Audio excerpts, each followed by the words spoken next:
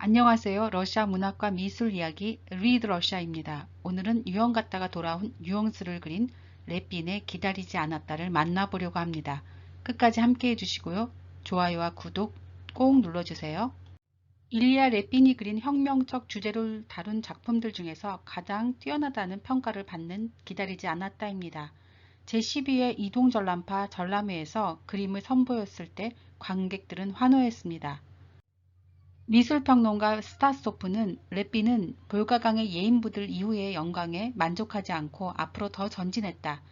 나는 렛빈의 이 그림이 가장 위대하고 가장 중요하고 가장 완전한 창작품이라고 생각한다라고 극찬했지요. 당대 최고의 예술평론가였던 블라지미르 스타소프가 완전한 창작품이라고 한 평가를 비롯해서 많은 사람들이 감탄했던 이 작품은 무엇 때문에 그토록 많은 사람들을 감동시켰던 것일까요? 렛빈은 이 그림에서 갑작스럽게 고향집으로 귀환한 한 혁명가와 그를 맞이하는 가족들의 모습을 묘사하고 있습니다. 19세기 후반기 러시아는 격동의 시기로 의식 있는 인텔리들은 그런 역사의 소용돌이를 피할 수는 없었죠. 수많은 사람들이 전제 정치에 항거하다가 체포되어 감옥에 갇히거나 처형되었고 가족들을 떠나 시베리아로 유영을 떠났습니다. 형기가 정해져서 떠나지만 언제 돌아올지는 아무도 장담할 수 없었고 대부분은 거기서 생을 마감하였죠. 그런 혁명가들 중에 한 사람이 가족의 품으로 고향집으로 들어서는 순간이 정지된 화면처럼 우리 앞에 묘사되고 있습니다. 렛빈이 그린 첫 번째 그림입니다. 렛빈은 이 그림을 단숨에 그렸다고 합니다. 그러나 매우 빨리 완성하고도 몇 년에 걸쳐서 집 안으로 들어서는 혁명가의 머리 기울기와 얼굴 표정을 여러 번 고쳐 그렸다고 하죠. 처음엔 좀 더 꼿꼿한 모습으로 얼굴도 더 영웅적이고 당당하게 그려보기도 했고 지금보다 더 고통스럽고 피곤한 표정으로 그려보기도 했다고 합니다. 결국에는 갑작스럽게 귀환하는 사람의 면과 불확실하고 주저한 듯한 전체적인 포즈에 얼굴에는 당당함과 앙상한 고난의 흔적을 함께 결합한 지금의 모습으로 결정하였다고 합니다. 그렇게 함으로써 화가의 의도가 너무 분명히 드러나는 것도 불필요한 동정심을 불러일으키는 것도 피할 수 있어서 보는 이에게 공감을 끌어낼 수 있었습니다.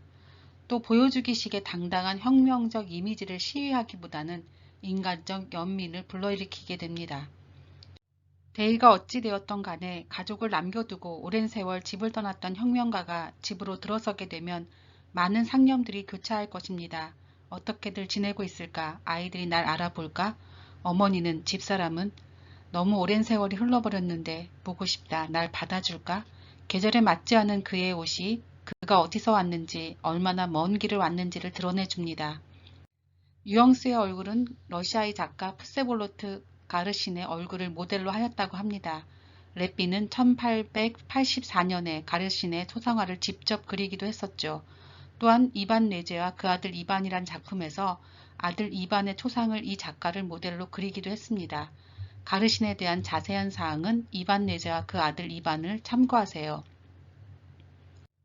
그에게 문을 열어 집 안으로 안내한 하녀의 표정은 냉담하기만 합니다. 아마도 그를 맞이하는 사회의 첫 시선일 것입니다. 주인 어른인가? 그 유형 같다는? 이제야 돌아오다니. 그녀는 아마도 그가 유형을 떠난 뒤에 이 집에 들어온 사람인 것 같습니다.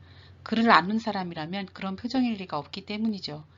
뒤에서 호기심 어리게 기웃거리는 여인도 그가 떠난 사회 속 일반인들이 그에게 가지는 가장 흔한 모습일 것입니다. 냉담과 호기심, 그 정도가 돌아온 혁명가에 대한 사회의 일반적 반응이지 않을까요? 발코니 창문과 열린 문을 통해서 들어온 햇살 때문에 혁명가는 더 어둡게 보입니다. 전체적으로 따뜻한 분위기의 집안에서 그 혼자만이 너무 낯설고 어색합니다. 어쨌든 첫 만남의 순간에 그는 낯선 사람일 뿐이니까요. 갈색의 두껍고 허름한 외투, 닳고 다른 낡은 부추, 짧게 깎은 머리, 집 안으로 들어오면서 벗어 손에 든 모자, 주춤거리는 걸음걸이, 그는 떠나온 시베리아 유영지로부터 어두운 무엇인가를 집 안으로까지 끌고 온 것 같습니다. 매일의 일상 속으로, 평온한 가족에게로, 거대한 역사, 인생의 혹독한 시련과 고난을 말이죠. 그런 그를 향해 어머니로 보이는 노파가 막 일어서서 그를 맞으러 의자를 밀치고 등을 펴면서 몸을 일으키고 있습니다. 그토록 그리던 아들이 돌아온 것이죠. 이제 막 아들임을 알아본 순간입니다. 그림을 보는 관객들은 그녀의 얼굴을 볼 수가 없습니다. 다만 눈을 볼 수 있을 뿐이죠.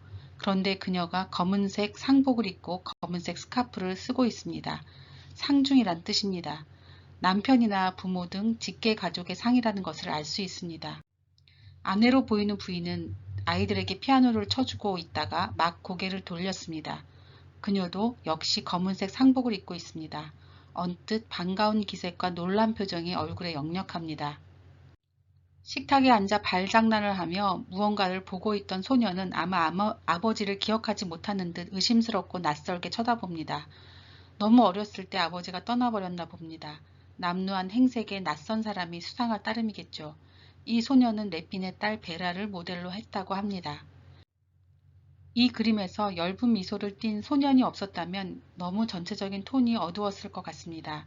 그를 반기는 아들 모습이 인물들 중에서 유일하게 밝게 묘사된 표정입니다.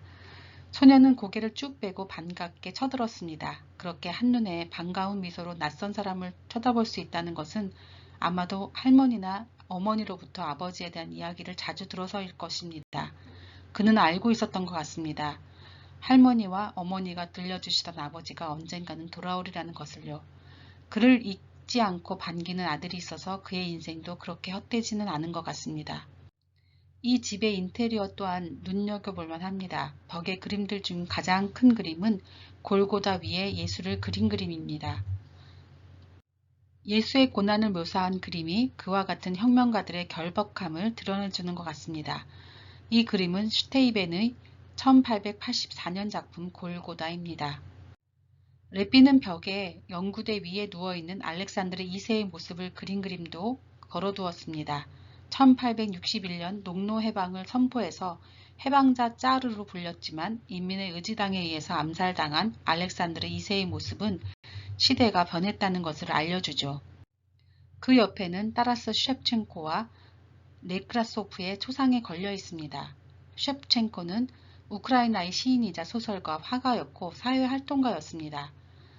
네크라소프는 러시아는 누구에게 살기 좋은가 등의 시를 쓴 시인이었죠. 모두 민중의 고통에 고개 돌리지 않았던 지성들이었습니다. 역사의 소용돌이에 휘말리지 않았다면 그는 네크라소프와 셰프첸코의 초상들이 걸린 거실에서 아내의 피아노 소리를 들으며 책을 보고 아이들과 함께 춥지도 덥지도 않은 늦여름의 햇빛을 즐기고 있었을 것입니다. 초상화들이 걸려있는 인테리어에서 랩빈의 섬세함이 돋보입니다. 그는 그 당시 인텔리 가정의 일상을 그대로 옮겨놓은 듯한 정성스럽고 사랑스럽게 묘사했습니다. 랩빈이 그린 이 작품의 제목은 니 슈달리, 일반 인칭문입니다. 그들은 기다리지 않았다로 해석할 수 있지요. 하지만 그들이 기다리지 않은 것은 아들의, 아버지의, 남편의 갑작스런 귀환이지 그를 기다리지 않았던 것은 아닌 것 같습니다. 너무나 기다렸던 귀환을 기다리지 않았다라고 반어적으로 표현한 것입니다. 이런 첫 만남의 순간 이후에 그들이 서로를 향해 달려가 껴안고 키스를 하고 감격의 흐느낌과 눈물이 범벅이 될 것이라는 것은 관객들의 몫으로 남겨두고 있습니다. 발코니 창에는 비가 그친 흔적을 보여주듯 빗방울들이 아직 남아 있습니다. 비가 지나가고 갠 풍경이 어렴풋이 보이고 아직은 따스한 햇볕이 집안을 비추듯 그들의 삶에도 이젠 따뜻한 온기가 가득하기를 바라게 합니다. 러시아 미술과 문학 이야기 리드 러시아였습니다. 오늘도 함께 해주셔서 감사하고요. 구독, 좋아요 꼭 눌러주세요. 다음 시간에 또 함께해요.